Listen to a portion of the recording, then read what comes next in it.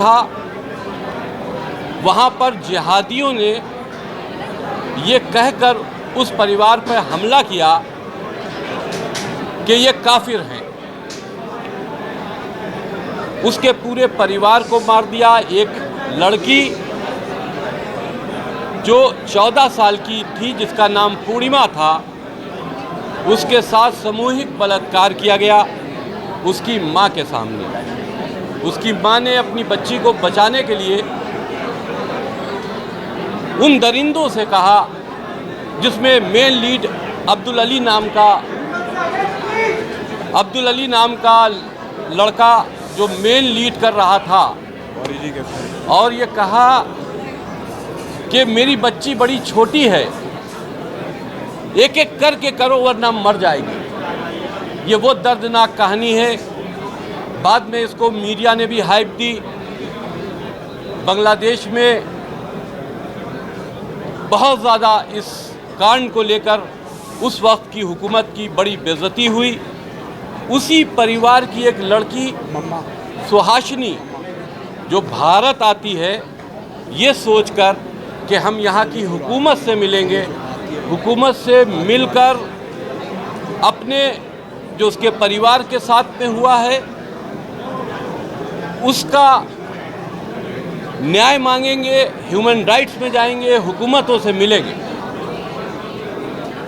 लेकिन जब वो बांग्लादेश आती है तो वो देखती है कि यहाँ की भी स्टोरी, जब पश्चिम बंगाल आती है तो वो ये देखती है कि यहाँ की भी स्टोरी बांग्लादेश जैसी ही है, क्योंकि वहाँ पर रोहिंग्यास जो हैं उनका बोलबाला है, हुकूमत से रोहिंग्यास को सपोर्ट है, रोहिंग्यास की वहाँ आबादियाँ बसाई जा रही हैं। इस वजह से जो पश्चिम बंगाल में रहने वाले दूसरी मज़हब के लोग हैं, चाहे वो हिंदू हों या किसी और मज़हब से ताल्लुक़ रखते हों, उनको वहाँ से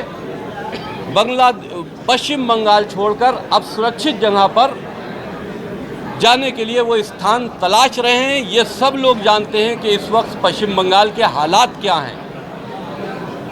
वहाँ पर किसी लड़की के साथ में सामूहिक बलात्कार हो जाना या उनको मार देना या किसी जो हुकूमत है अगर उसका सपोर्टर नहीं है तो उसकी हत्या कर देना, ये आम बात है, जिसकी मुकदमे तक वहाँ पर नहीं लिखे जाते। इसकी वजह से पश्चिम बंगाल पूरी दुनिया में इन जुल्मों की वजह से नुमायां हो रहा है और भारत के लिए जवाबदेही पूरे विश्व में एक शर्मिंदगी का सबब बनती जा रही है, क्योंकि पश्चिम बंगाल हिंदुस्तान का ही पार्ट है। और हालात जो वहाँ के दिखाई दे रहे हैं, आज वहाँ की महिलाएं सड़कों पर हैं, वहाँ के एम्प्लॉयज़ सड़कों पर हैं, कारोबार नहीं है। बहरहाल ये तो अभी के हालात हैं, लेकिन हमारी फिल्म जो डायरी ऑफ वेस्ट बंगाल है उसने ये सारे सब्जेक्ट्स को कवर किया और कवर करके एक ऐसी स्टोरी हम दुनिया को दिखाने जा रहे हैं 30 अगस्त 2024 को, जो एक सच्ची कहानी है। सच्ची कहानी भी है और सच्चे हालात भी हैं जो पश्चिम बंगाल के हैं।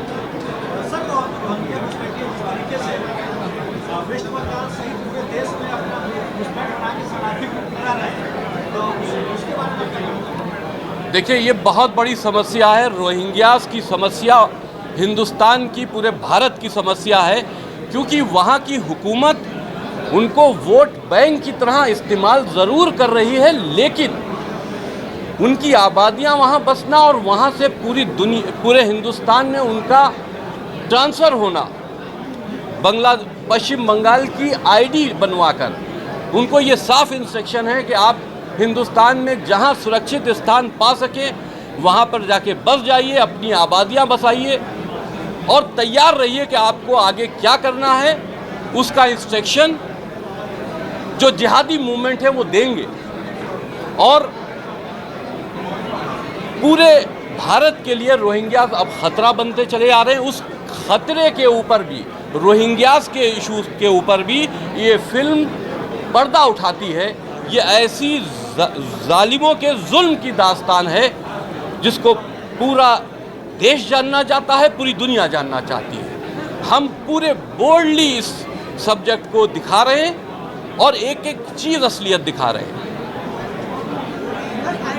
बंगाल में जो हालात इस समय फाइनली बंगाल में भी रिलीज होने जा रही है, क्या लगता है कि सरकार को लेकर? देखिए, हमारा प्लान पश्चिम बंगाल में फिल्म को रिलीज़ करने का भी है और वहाँ के गवर्नमेंट के सपोर्ट से एक आज PIL भी फाइल हुई थी हमारी फिल्म को रोकने के लिए, लेकिन कोर्ट ने साफ मना कर दिया कि इस फिल्म को हम नहीं रोकेंगे और कोई उस पर पाबंदी नहीं लगाई। उन्हीं ने कहा ये एक आदमी के अधिकार हैं, जिसको देखना हो देखो, जिसको नहीं देखना हो ना देखो।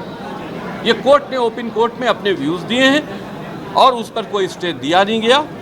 पश्चिम बंगाल में जिन सिनेमा मालिकों से हमने संपर्क किया था वो इतने डरे हुए हैं कि वो हमारी फिल्म अपने यहाँ दिखाना नहीं चाहते हैं। उनसे साफ ये बात कही गई है कि अगर पश्चिम बंगाल के किसी भी सिनेमाघर में the diary of West Bengal लगती है तो उसके मालिक की गर्दन काट ली जाएगी। अब इतनी बड़ी धमकी के बाद कौन फिल्म थिएटर का जो मालिक है वो क्यों इतना बड़ा रिस्क लेगा कि उसका कारोबार भी खराब होगा, उसका थिएटर भी जलेगा, उसकी गर्दन भी कटेगी, तो वो सहमे में।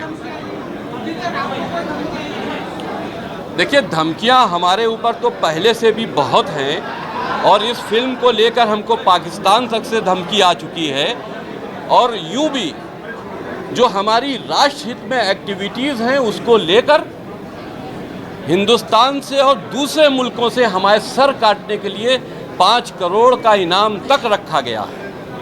तो अब धमकियों से हमको कोई फ़र्क पड़ता भी नहीं। सर, बंगाल में भी किसी थिएटर से बात की है कि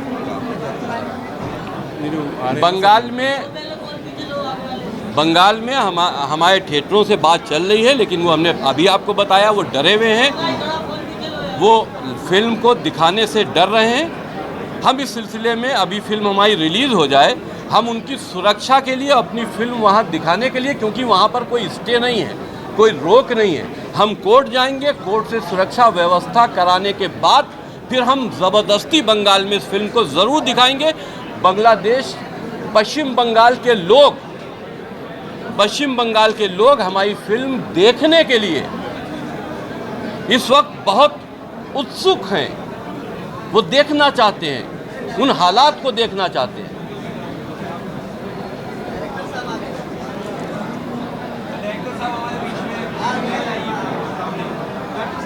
आइए सर, आइए आइए आइए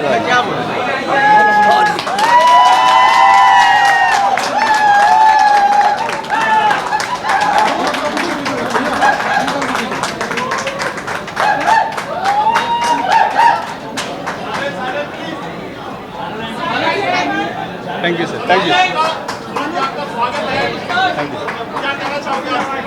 कुछ नहीं कहना चाहूँगा, खुश हूँ इसलिए कुछ नहीं बोल सकता। देखिए, हमारे डायरेक्टर साहब की बड़ी मेहनत है इस फिल्म बनाने में।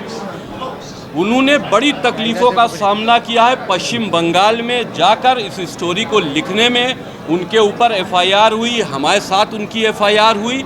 हुकूमत पश्चिम बंगाल की इनको टारगेट बनाई हुई थी कि इनको गिरफ्तार किया जाए और इनकी हत्या की भी साजिश पश्चिम बंगाल में की गई।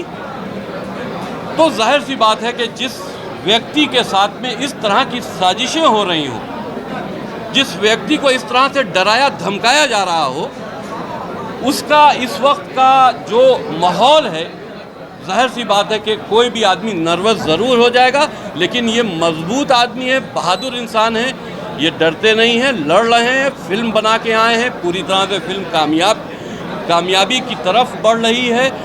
इसमें सबसे बड़ा हाथ हमारे डायरेक्टर साहब का भी है।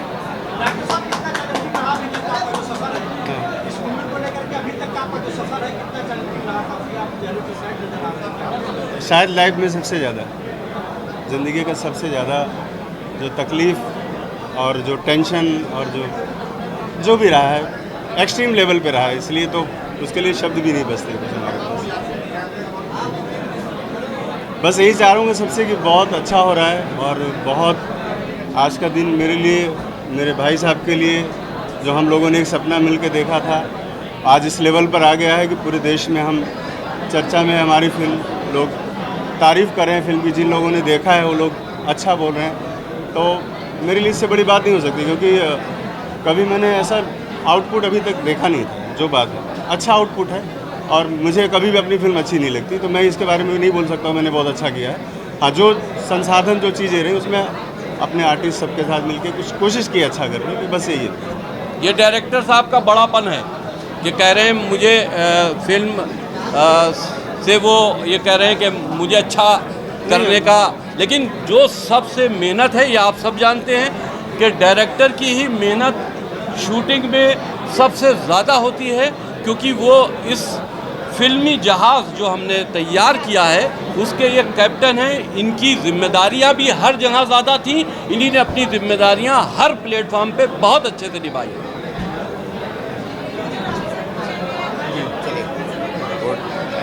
आओ ये आओ।